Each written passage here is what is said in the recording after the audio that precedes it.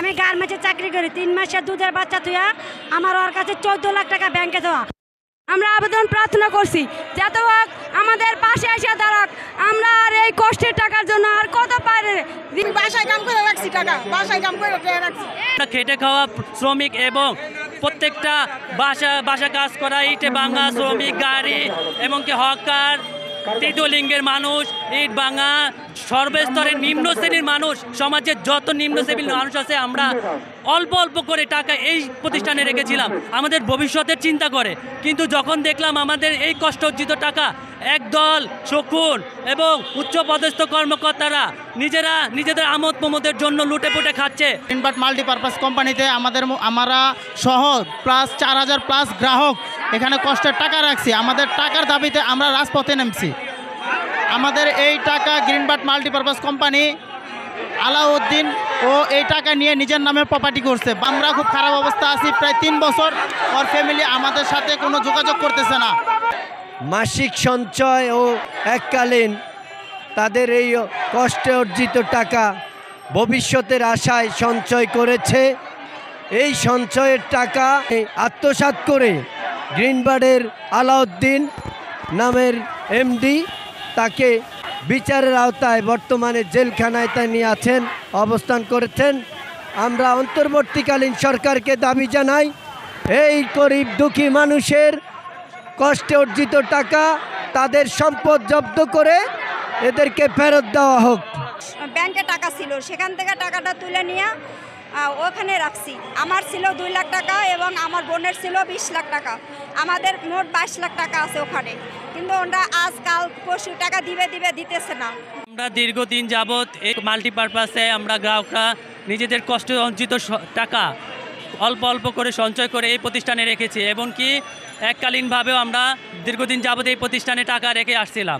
আমাদের এই কষ্টের অর্জিত টাকা কেন আমাদের কষ্ট অর্জিত টাকা বিফলে যাবে এবং সমাজের অন্য স্তরের লেভেলের কর্মকর্তারা খাবে? আমাদের খেটে খাওয়ার টাকা আমরা নিজের ভবিষ্যতের জন্য সঞ্চয় করে রেখেছিলাম। যখন আমরা দেখলাম আমাদের এই টাকা পাওনার ক্ষেত্রে কারো কোনো কর্ণপাত হচ্ছে না, এখন 3 বছর যাবৎ আমরা অপেক্ষা করতে যখন দেখলাম এখন একটি রাস্তা আসছে, ঠিক আদায় নিয়ে আমরা এই সরকারের দৃষ্টি আকর্ষণ করছি। দিনে চলে আরে খাওয়া দাওয়া ঠিক মতো নাই, রাস্তায় নামি বৃষ্টিতে ভিজি, রোদে শুকাই, এভাবে আর কতদিন চলবো? 3 বছর ধরে তো আমরা কষ্ট করতে আসি, পুলিশ ভাইও কিছু করে না আর ইয়ারাও কিছু করে না। আমরা আর কত চলবো? আমাদের পাশে এসে দয়া করে আপনারা একটু দাঁড়ান। আর আমাদের বলছে পুলিশের অফিসার যে তোমাদের টাকাটা আমরা আদায় করিয়ে দিব, এই বলনে আমরা এই 2-3 বছর ধরে সহ্য হয়েছি। হে নিজে আজ নে কাল নে পরশু এইভাবে করতে 3টে বছর গেছে। আমরা সবার টাকা দিয়ে দিব, আলাউদ্দিনের এইভাবে আটকাই রাখছে। আমরা আলাউদ্দিনের নিয়ে আসতে দেয় না, এ সারে আটকাই রাখে আমাদের টাকাটা এইভাবে হেদিতে করছে। আমাদের পুরো ফ্যামিলির সবার টাকা ওখানে রাখা আছে, যেন ওরা লাভ অংশ বেশি দিবে সেজন্য আমরা ওখানে টাকা রাখছি। আমরা এককালীন টাকাটা রাখা হয়েছে, ওরা সে টাকাটা আজকে 3 বছর হয়ে গেছে, আমাদের ডেট শেষ হয়ে গেছে, আমাদের টাকা পাও না। ওই মুহূর্তে ওরা বন্ধ করে দিছে, আমরা জানিও না। হঠাৎ করে ফোনের মাধ্যমে জানছি যে আলাউদ্দিন ওগুলা বন্ধ করে দিয়ে উনি পুলিশের কাছে ধরা দিছে। কাজ কাম করে আমরা এইসব টাকা জমাইছি, স্বামীরা জানে না, অজানাতে আমরা এগুলি জমাইছি। এখন আমাদের স্বামীরা আমাদের শুই না, আমাদের সবাইকে গালাগালি করতেছে, কিসের জন্য না বললে আমরা থুইছি, এই কারণে আমাদের মাইক করতেছে। আমাদের একটাই দাবি, আমাদের টাকা আমরা চাই, আমাদের গরিব মানুষের টাকা আমরা ফেরত চাই। বাড়ি ঘর যা আছে সব আমরা বিক্রি করে আমাদের টাকা চাই, আর বাড়ি ঘর আমরা বিক্রি করতে চাই। আমরা অনেক কষ্টের টাকা, রক্তের ঘামের টাকা, আমার 16 লাখ টাকা আমার 2 মেয়ের, আমার মেয়েরা টিউশনি করছে, ওই টিউশনির টাকা আমাদের টাকা।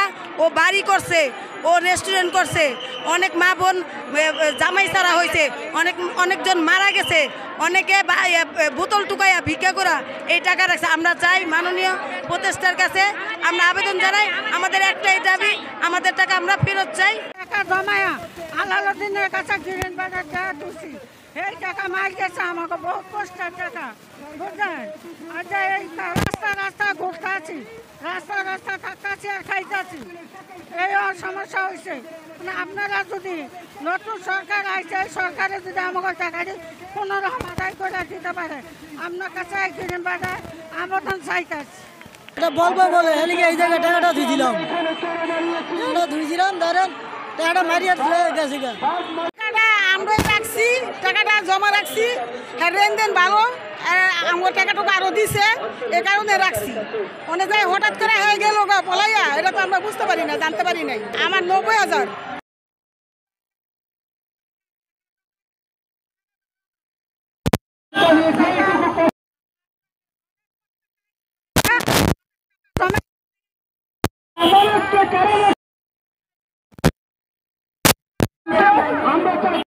প্রতারণার শিকার হয়েছি আজকে অনেক বছর ধরে তার সাথে আমরা একটা সম্মতি করছিলাম 500 টাকা করে একটা সম্মতি করছিলাম এই আস্তে আস্তে তিল করে জমাইছি আজকে 20-25 বছর ওনাদের সাথে এখন হঠাৎ করে যে সে চলে যাবে সেটা তো আমরা জানতে পারি না বুঝতেও পারি নাই এখন হঠাৎ করে দেখি সে চলে গেছে এখন আমার নিজের টাকা হয়েছে 3 লক্ষ টাকা এখন আমরা এই রাস্তায় এই দাবিতে আসছি আমাদের টাকার দাবিতে আমরা আসছি আমাদের অনেক কষ্টের টাকা 3-24 ঘন্টা পরিশ্রমের টাকা আমাদের ফিরিয়ে দেবে এই আমাকে টাকা দিয়েও বাড়ি গাড়ি বহুত কিছু করছে আর আপনারা ওর টাকা আমরা ফেরত চাই।